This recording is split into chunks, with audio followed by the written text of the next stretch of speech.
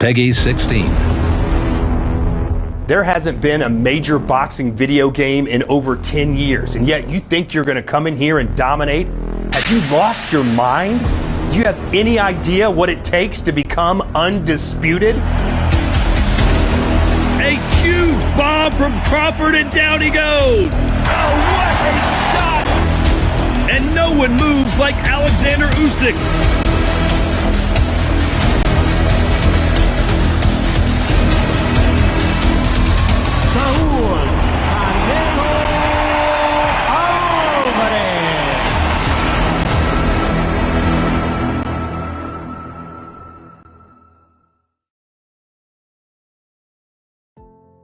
A 13-year wait for the next installment of an out-and-out boxing computer game is almost over.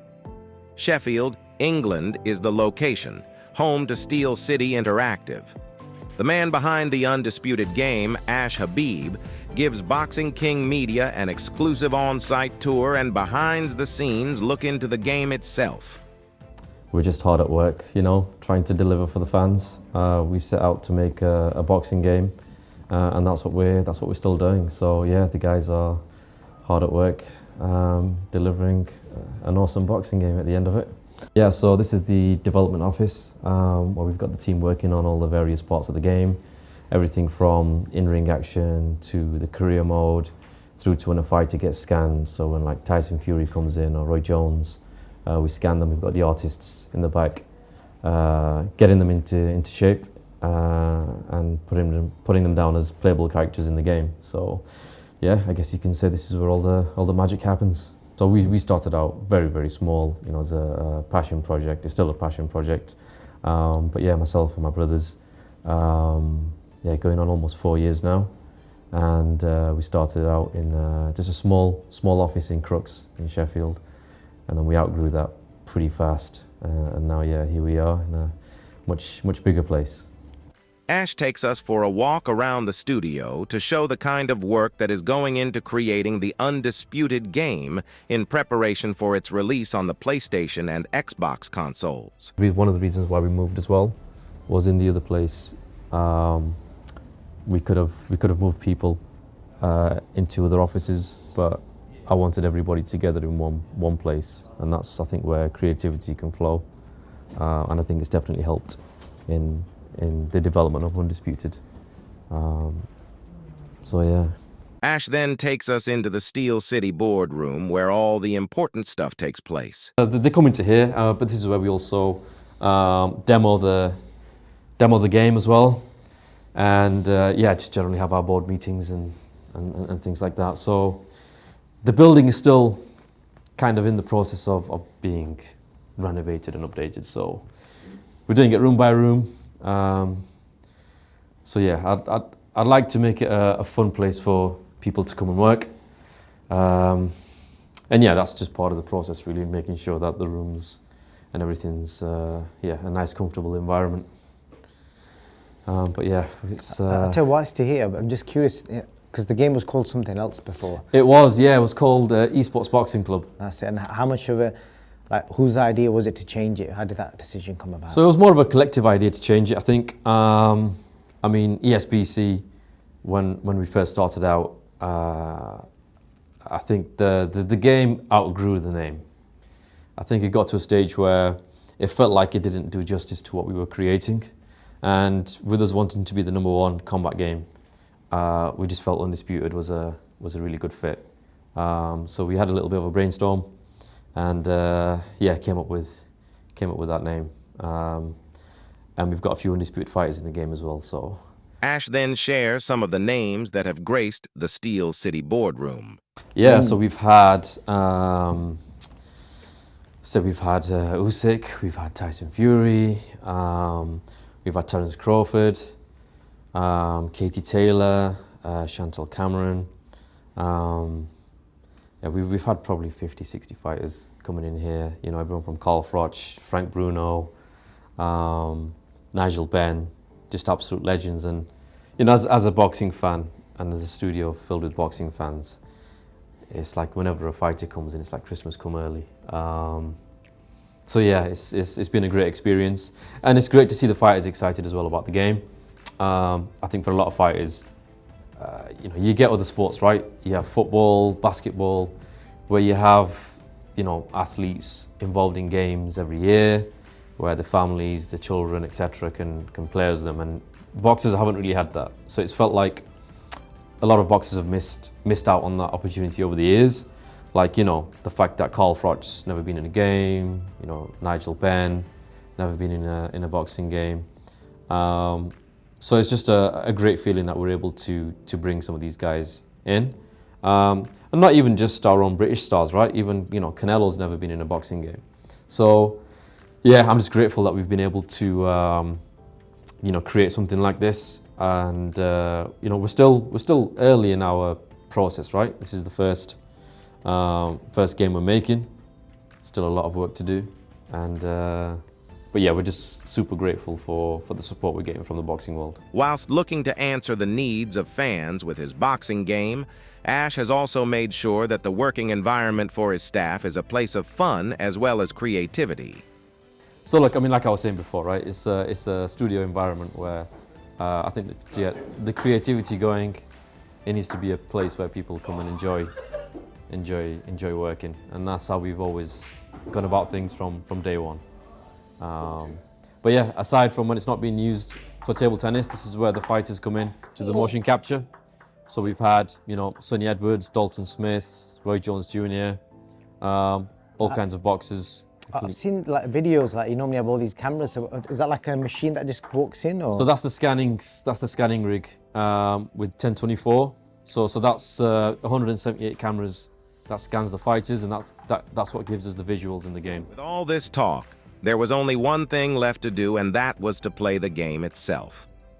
Ash sat down and walked us through the features of Undisputed. I'm going to pick the Cobra. Okay. Carl Froch. Okay.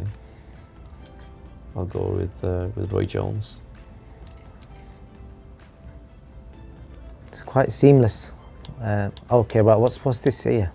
Arena. So yeah, all the different venues that we've got in the game. Yeah, again, this is still a work in progress. We haven't finished yet. We're still building and adding more venues. Fans are going to be wondering, are you going to have like the MGM, the iconic venues like Wembley, or is it like?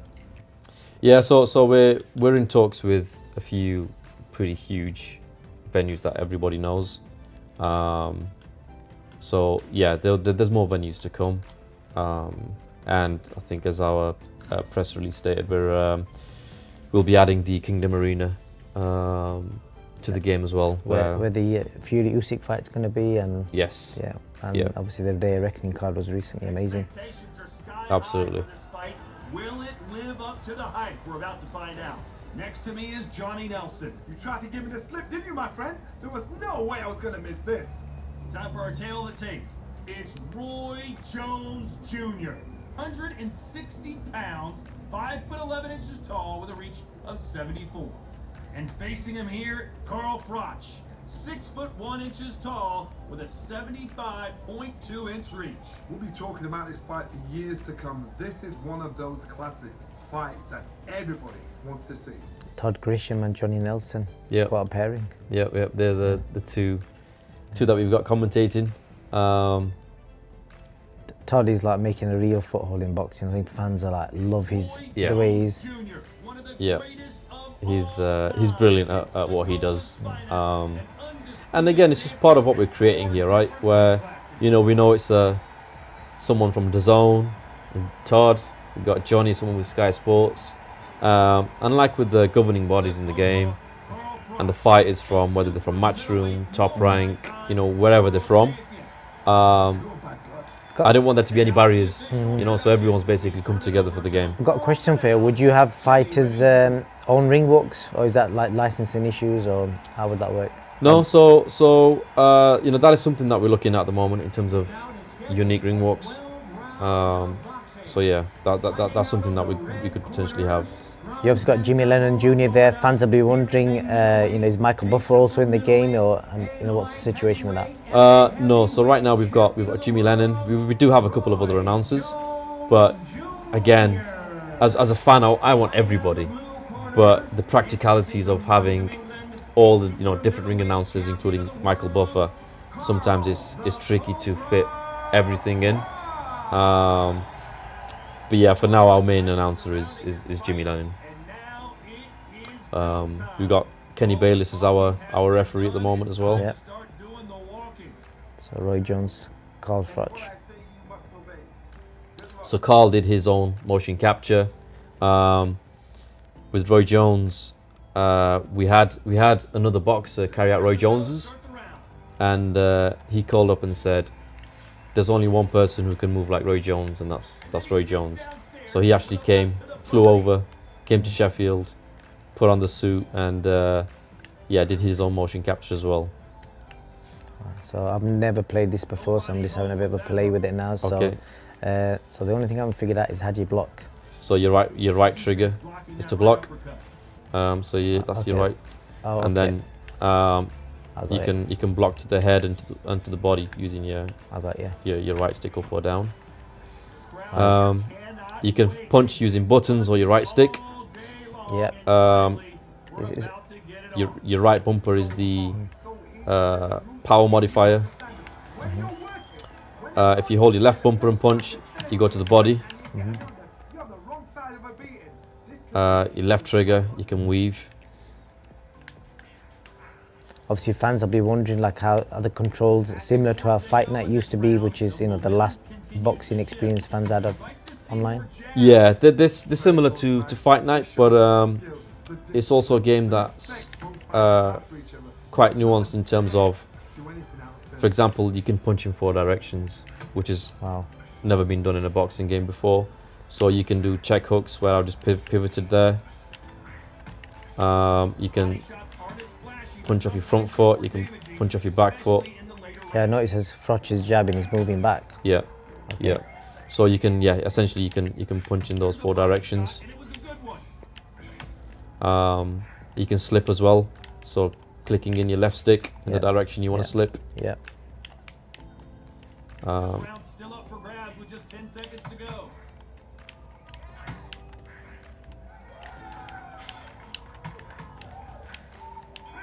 And you've also got the stamina there. So once you start to gas yourself out, your punches come out slower.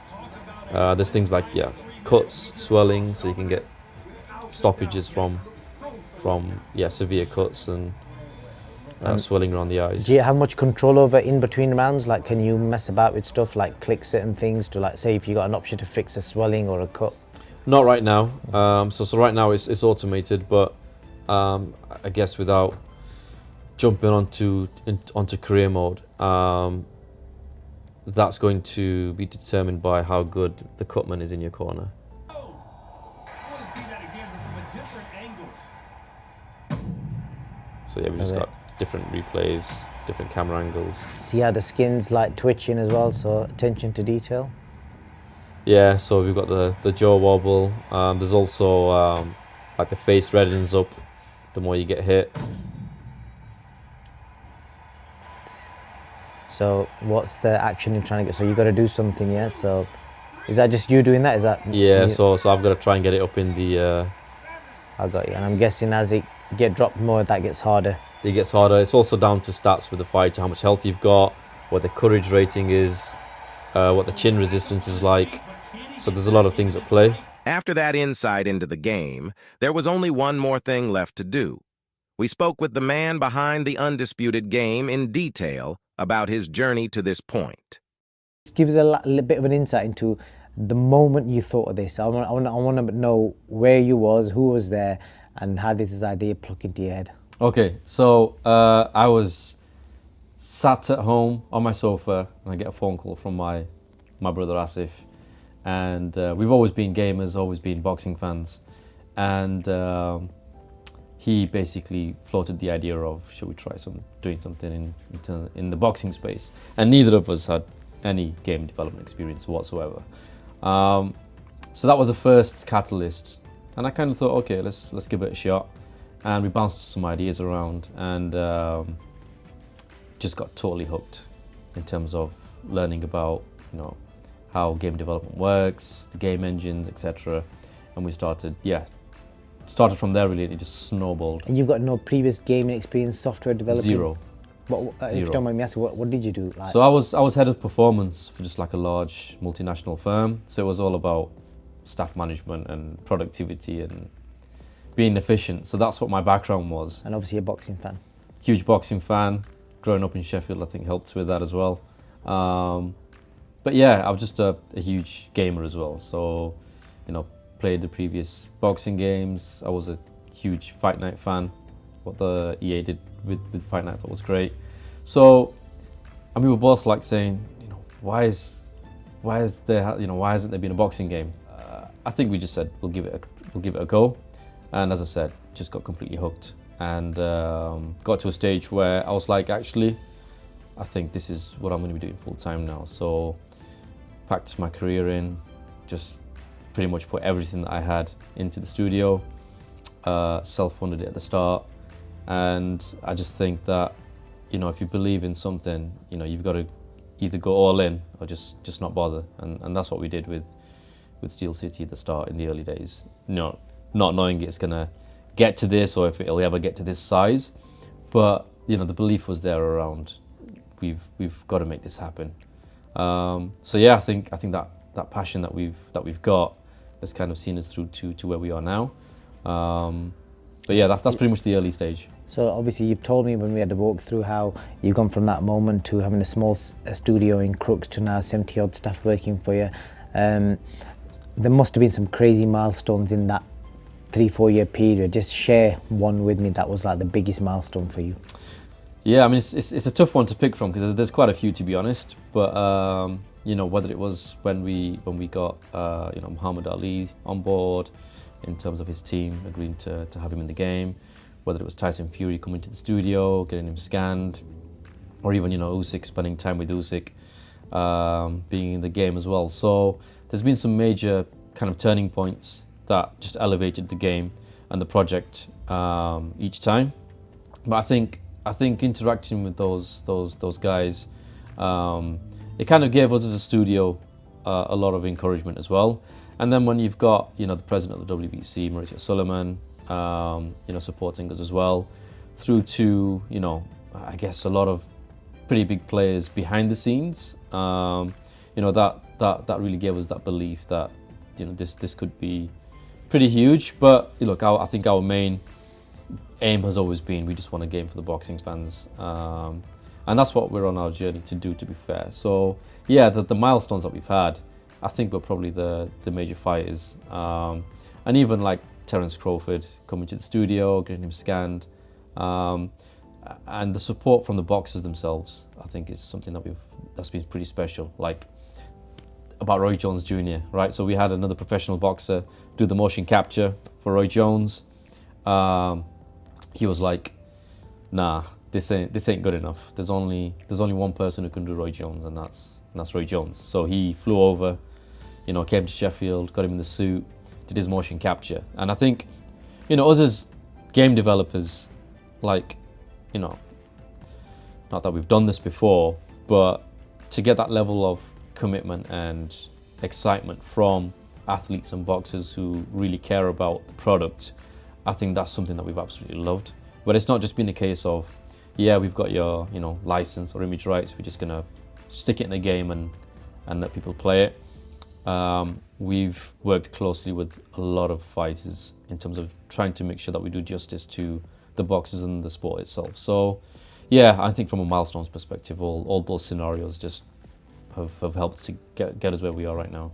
And could you share something about the game that isn't out there, like an exclusive for us? Look, we set out to make Undisputed a game that kind of breaks a few firsts, and I felt we've done that with a lot of gameplay mechanics in terms of our movement system, in terms of the fact that you can punch in 4 different directions, almost 70 individual punches.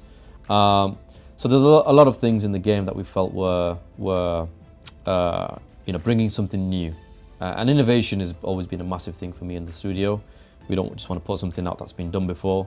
And career mode is, you know, no exception to that as well.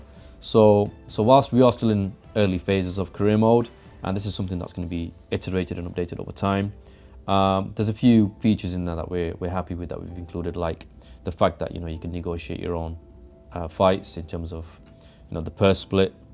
We've included everything in there from like being able to have a rematch clause in the fight, whether you're going to fight home or away, how much of your purse you're going to spend on growing your fan base, through to like injury insurance and things like that.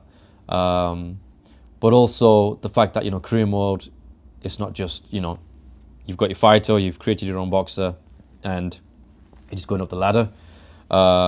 You've got the WBC rankings table, the IBF, the WBO. And each one of those ranks things slightly differently. So you'll have all the belts in the game. So those governing bodies that I've mentioned will be in the game. And it's just the fact that when it comes to your corner team as well, like we've got managers in the game from Egis Klimas to Brian Peters, trainers from Joe Gallagher, Eddie Reynoso, Dave Caldwell, and cutmen as well, like Jamie Sheldon and Stitch Duran. So that level of depth I feel hasn't been kind of done before, and that's something that we were excited about. But they're not just kind of gimmicks as well; they actually have meaningful gameplay changes as well. So I think there's a few things in there that I'm sure boxing fans will enjoy. But it's still an early release of career mode, so there's still things in there that we'd like to have one day. So when it is launched, it's not going to be here's career mode and that's it. It's going to be here's the first iteration of career mode, and then we're going to start adding in more and more features down the line.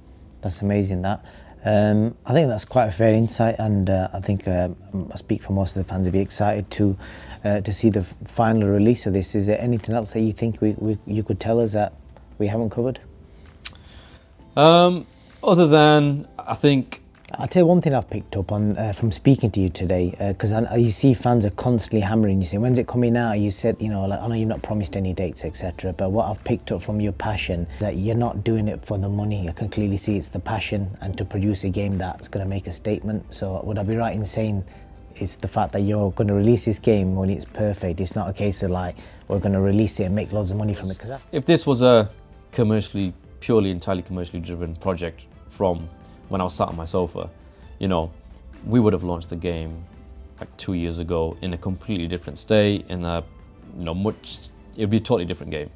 But we didn't just kind of do this to say, right, let's see how much, money a studio can make.